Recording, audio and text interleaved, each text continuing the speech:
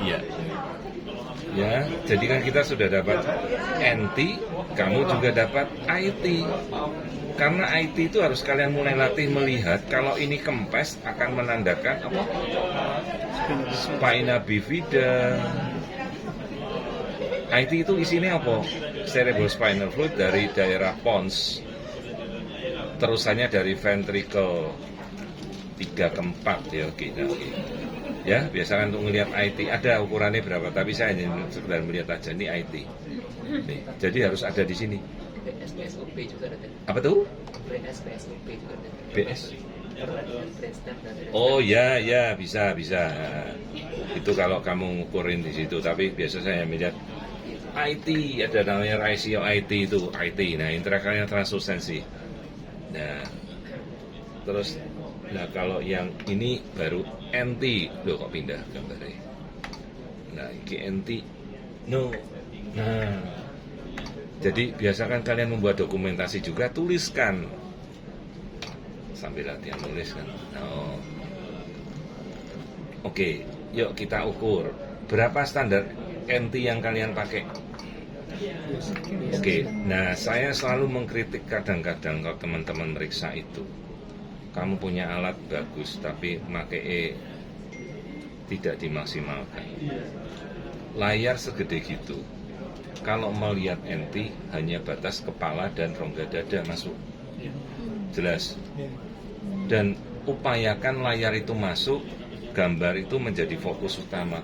Mosok layarnya segitu, layarnya gambarnya untuk mengukur kepala ini kecil. Hebat ya bisa ngukurnya dengan sangat tajam gitu loh. Nah, iki lho ngukur NT, enak atau bayi ini kasih kamu kesempatan ngukur dengan nyamannya. Nah, kini anak baru ini mumetnya, aku mencet, ini NT. Karena dia akan otomatis. Saya pakai biasa 2,5 ya, ada yang kalian pakai 3, it's okay lah. Tapi yang paling ini ya, kalian harus bisa melihat dengan jelas ya, tuh 3 mm kan. Saya pakai 2,5 ya, it's okay. Nah, itu diukur otomatis ya, inner to inner. Nah, habis NT kita akan melihat tulang hidung. Nah, berbesar lagi. Jadi upayakan tuh melihat gambar kisah besar-besarmu bisa melihat ya. Herannya bisa melihat normal-normal, gambarnya kecil-kecil saiprit. Nggak mikir loh, suatu saat pasien kalian akan datang ke saya loh. Kalau kalian di Banten, tahu Banten? Tak telepon langsung. Jangan celana. Nah, pasienku ke dokter itu. Saya pendirinya foto pertama di Banten. Kalau kalian masuk Banten tak telepon, Mas, kowe kok periksone ala kadir ala kadrun. Yo Mbak, yo. Untung enggak ke Banten yo. Nih, tulang hidung upayakan ya, kita enggak ngukur. Ambil kamu lihat nasal tipnya tuh, tulang hidung yang penting kalian bisa melihat tuh. Ada ya. Nah ini kamu sambil lihat, enak ki bayi ini ngasih lihat semua ki. Struktur apa ki? Otak ya, cerebral corpus callosum sing iki Mas. Atasnya apa? Bu, plexus choroideus. Kamu training ya? Kamu training ya? Ketara beda dhewe ilmune. Ini plexus choroideus yang kelak akan menjadi cerebrum. Cerebellum belum, sulit masih. Iki corpus callosum. Nah, aku belum pernah ngukur pakai ini aliran darah arteria cerebrimedia. Lagi masalah yang nurunin quality harus normal, ininya harus low, PRF-nya diturunkan, nah, baru naik VCT. Nah itu yang dia ke depan itu. Ya sudah, nggak fokus kita ya. Oke, sampai mana tadi? Sampai tulang hidung ya. Kita kembali fokus ke kepala, upayakan di zoom perbesar. Terus lihat yuk maksila, mandibula harus sejajar. Apa kelainan yang bikin muka kayak manuk blekok? Kamu tahu manuk enggak ya? Oh. Apa namanya? Mikrognathia atau sampai ke agnathia, tidak punya rahang. bawah. Maka kalian akan melihat rahang atas, maksilah, dan melihat rahang bawah. Oke? Nah, kadang-kadang di situ aja bisa muncul kerowak, ngerti Rayo? Jebol. Kamu akan bisa melihat celah. Ada loh 12 minggu sampai kelihatan. Hingga 30 minggu lolos tidak tahu celah bibir segede gunung, tidak ketahuan. Nah, ngasih enak toh DDE loh, iki nostril gitulah gitu ya, dan nostrilnya rahang bawah sudah, kamu lihat loh, rahang depan. Diem toh nak, ilah pindah langsung. Itu kalau trimester pertama dedeknya rubah langsung sulit, diem dek, nah kamu udah enak ngasih lihat ya. Buang pikiran jauh-jauh 3 dimensi, ojo sok jago 3 dimensi, 4 dimensi. Ya, kalian ketemu dewane, jangan sok jago. Nah, kenapa? Kuasailah 2 dimensi dengan betul. Kamu bisa melihat pelan-pelan. 2 dimensi itu sudah cukup untuk kamu bisa melihat tuh. Ya, nanti alatnya saya aja udah main sampai ke AI. Di luar negeri belum ada mutir loh. AI pertama yang dibuat di dunia aku yang buat. Papernya sudah saya kopikan sama Dr. Adri.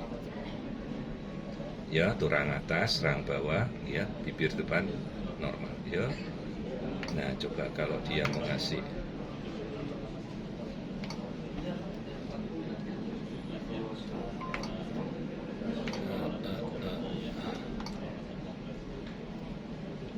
mau nggak? Sebentar. Ini kalau alat baru kita ngetesnya ini rada bingung. Nah, diam ya dek ya, sampai aku ngambil muka. Dapat enggak? Oke. Nah, kan nggak terlalu tajam. Fixroid. Nah,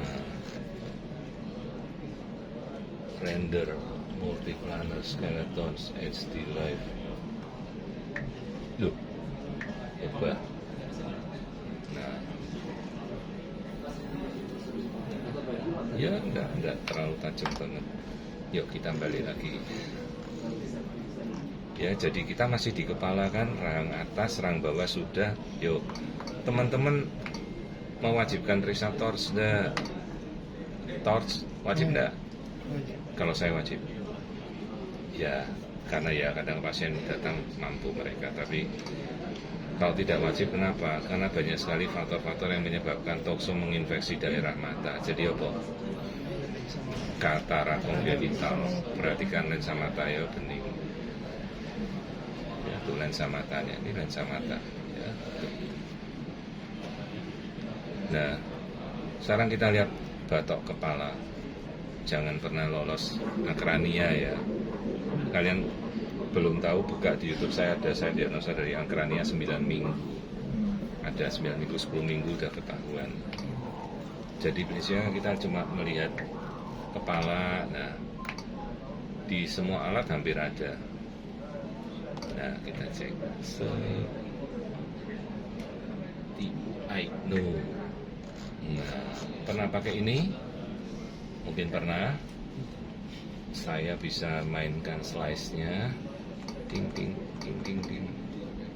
Kecil kesiti. Nah, 4 kali boleh. Just no. Kecil garap. Nah, mirip CT scan untuk mempermudah ya. Nah, geser 2 kali 2 atau ini. Nah, yang di tengah kayak kupu-kupu apa namanya?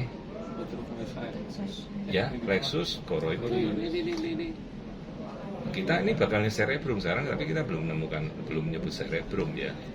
Tapi kalau kita bilang ke pasien, oh ini bu otaknya otak besar. Bagian tengah apa namanya? Falx cerebrum yang membagi 2. Lihat kranium ya. Banyak sekali loh kasus-kasus teman-teman masih lolos kranium kok dilihat. Jendul di belakang ada meningocele. Terus ada suatu defek jadi akrania. Ya, masih banyak yang kadang-kadang lolos. Jangan sampai lolos. Terus dari awal kan kita sudah harus melihat kupu-kupunya itu. Dok, kalau kupu-kupunya terbang, pegel nggak? Nggak. kupu-kupu terbang jadi apa? Hidrosefalus.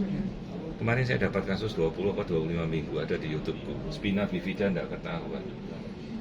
Bentuk kepala yang harusnya kamu kayak oval, kayak telur. Bentuk kepalanya kayak stroberi, kayak buah lemon. Lolos. Otak diomongin normal, separuh otaknya hancur itu pas tidak ketahuan. Ada di YouTubeku barusan sebelum saya berangkat ke Bali. Ya. Jadi kita harus lihat presus koroid itu.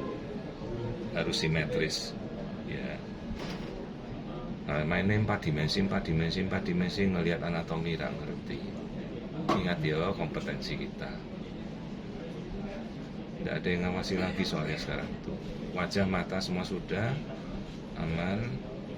Yuk sekarang kita ke jantung. Nah, oh tulang belakang, titiknya ganti posisi.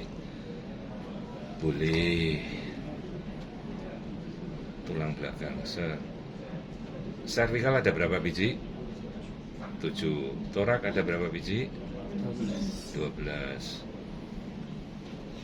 Sampai bawah. Aman, tertutup. Menurut kalian apa lagi kelamin ini? Apa? Cewek. Bisa lihat 12 minggu cewek. Kalau alatnya bukan kayak gini. Hah? Tuh, cewek ya. Terus pastikan jangan sampai ada short limb kalian sampai enggak tahu ada caudal regression syndrome. Kaki sampai melekuk kayak patung. Tidak bisa lurus ya. Bahkan ada yang pernah dapat foto bayinya main di 4 dimensi hasilnya normal, anaknya cacat berat. Bayi siapa yang ditempeli fotonya coba toh mbak? Aku dapat loh, bukan dokter di bawahnya, bukan wilayahku untuk menegur kasus seperti itu. Nekat main 4 dimensi di Tangerang banyak mbak. Ya, cewek. Ya, kaki kalian lihat femur sudah, betis sampai tulang telapak tuh. Ya. Nah, kalau regresi dia bengkok. Dan tulang itu harus selalu kalian ukur. Harus sesuai dengan usia kehamilan. Kalau pendek, short, dia di bawah berapa standar deviasi. Kalian harus lihat. Maka kalau short semuanya akan terjadi pemendekan. Jangan sampai lolos. Yuk kita ke jantung. Nah,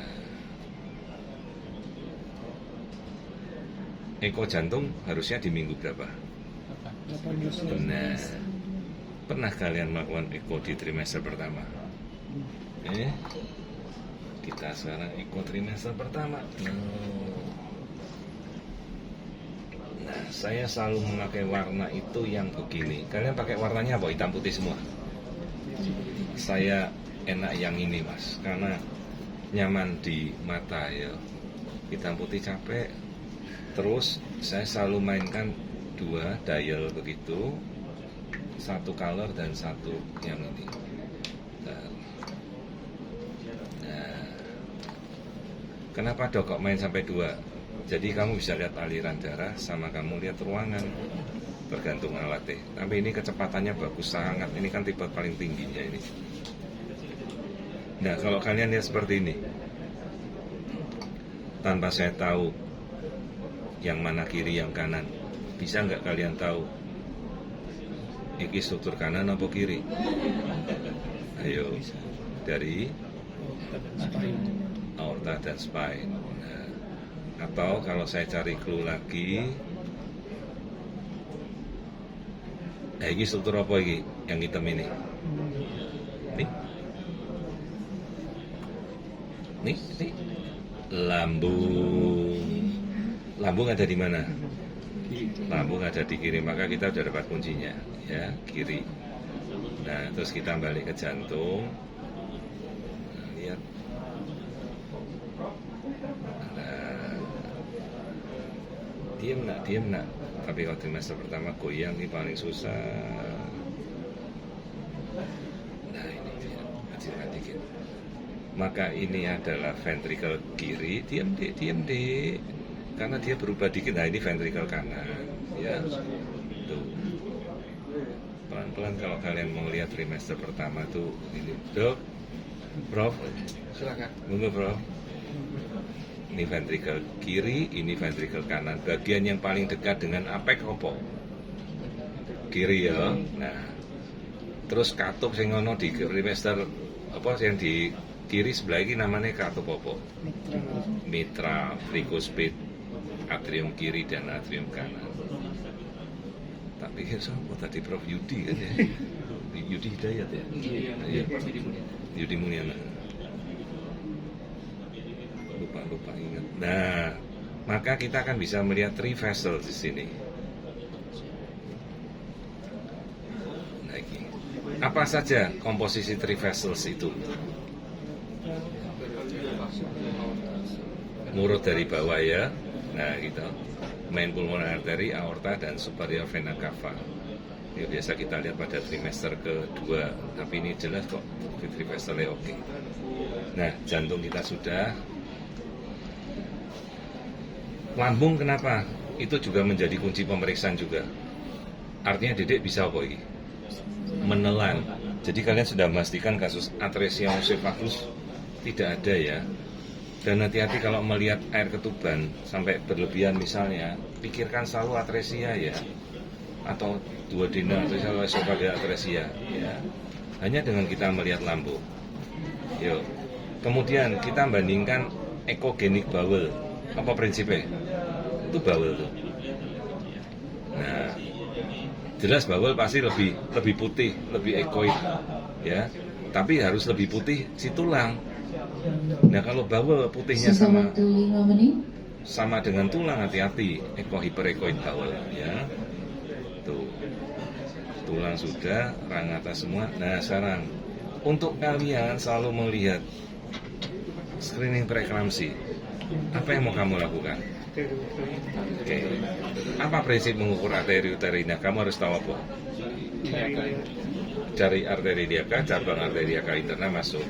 Nah, apa yang kamu ketahui dari melihat arus darahnya? Doppler tuh Mas. Ada notching atau tidak? Apa itu notching? Ayo. Kenapa bisa muncul notching?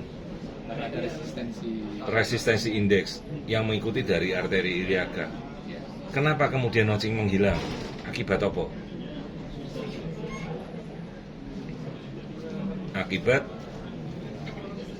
infiltrasi dari tropoblast. Tropoblast akan membuat apa? Arteri uterina. Ini arteri uterina.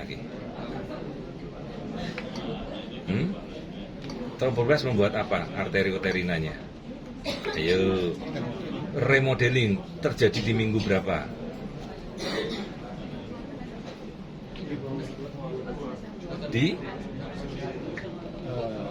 Pertama di 7 minggu dan kemudian di 14 minggu. Maka arteri uterina remodeling selesai di 20 minggu sudah harus beres.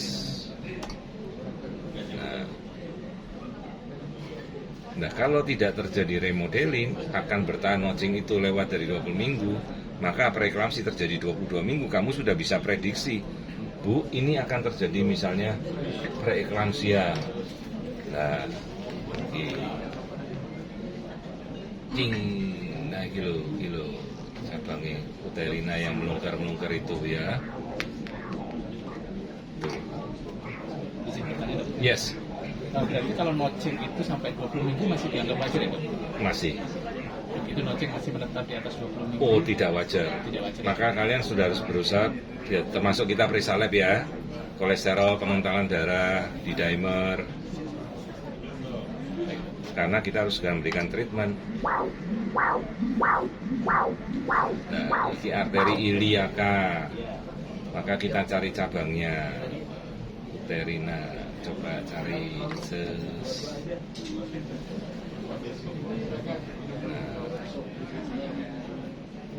nah itu dia yang melungker masuk, itulah uterina ya Mas.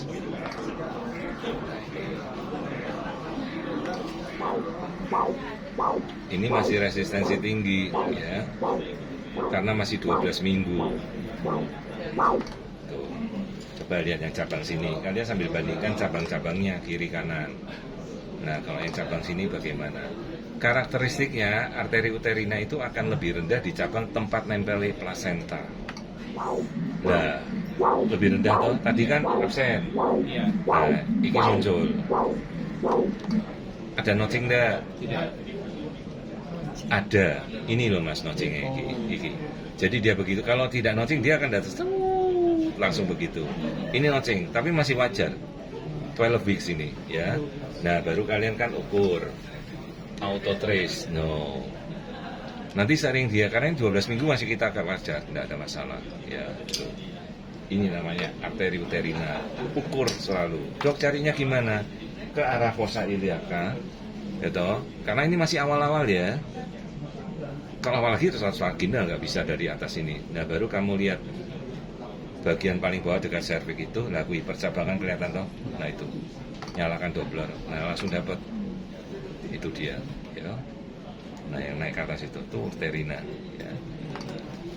Kalau kita Hmm. kalau tadi kan udah vaksin dong. Yo. Kan kalau kita untuk vaksin itu kita bisa lihat ada PI-nya, RI-nya gitu. Saya selalu pakai RI. PI terlalu banyak fluktuatifnya. Ada batasan dari Waktu apa habis, selain matching itu yang para peserta Ada dipersilakan nilainya ada mas, mengambil semua ada nilai nol segala ono. Dan kalian juga harus selalu ngukur ya. Pernah dengar indeks coiling tali pusat? Ukur. Jadi coiling munter itu berapa kali? Ada, dia pakai indeks mas, ya. Jadi nilainya 0,18 sampai berapa antara jarak ke jarak itu. Ada di YouTube saya, kalian bisa buka. Jadi jangan sampai ada muter-muter yang terlalu berlebihan, terus yang kejiret, ya.